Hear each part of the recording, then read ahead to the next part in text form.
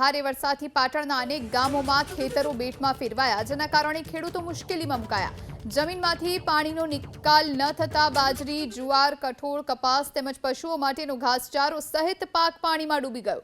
ખેડૂતોએ વીઘા દીઠ 15 થી 20 હજારથી વધુનો ખર્ચ કર્યો, પરંતુ સારા ઉત્પાદનની આશા પર પાણી ફરી વળ્યું છે, જેના સૌથી વધુ પશુઓ માટેનો ઘાસચારો તેમજ કપાસનો પાક તૈયાર થવાની આરે હતો, તે તમામ પાક મૂળમાંથી જ ધોવાઈ ગયો।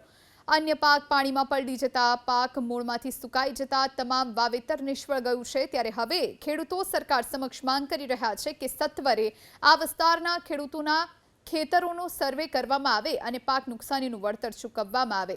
પાટણ તાલુકામાં બાજરી, અડદ, દિવેલા, કપાસ, શાકભાજી, મગફળી સહિત કુલ 26,887 હેક્ટરમાં ખેડૂતોએ વાવેતર કર્યું છે।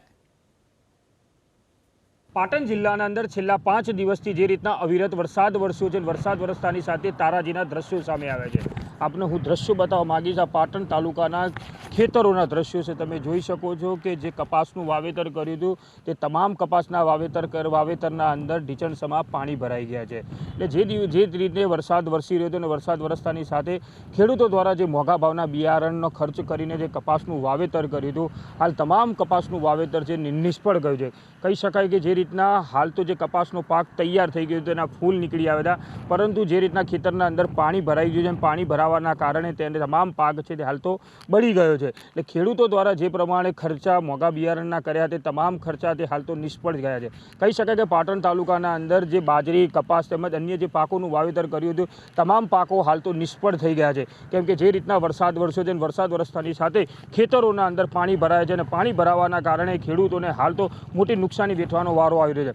હાલ તો જે જગતનો તાજ છે તે સરકાર સમક્ષ એક જ માંગ કરી રહ્યો છે કે જે તમામ ખેતરોના અંદર જે નુકસાન થયું છે તેનું સર્વે કરવામાં આવે અને સર્વે કર્યા બાદ જે ખર્ચ છે તે નુકસાન આપવામાં આવે તો જ ખેડૂતો સરભર થઈ શકે છે, નહીંતર તો ખેડૂતોને બીજી સિઝનનું જે વાવેતર કરવું છે તે વાવેતર કરવામાં તેમને મુશ્કેલીનો સામનો કરવાનો વારો આવી શકે છે।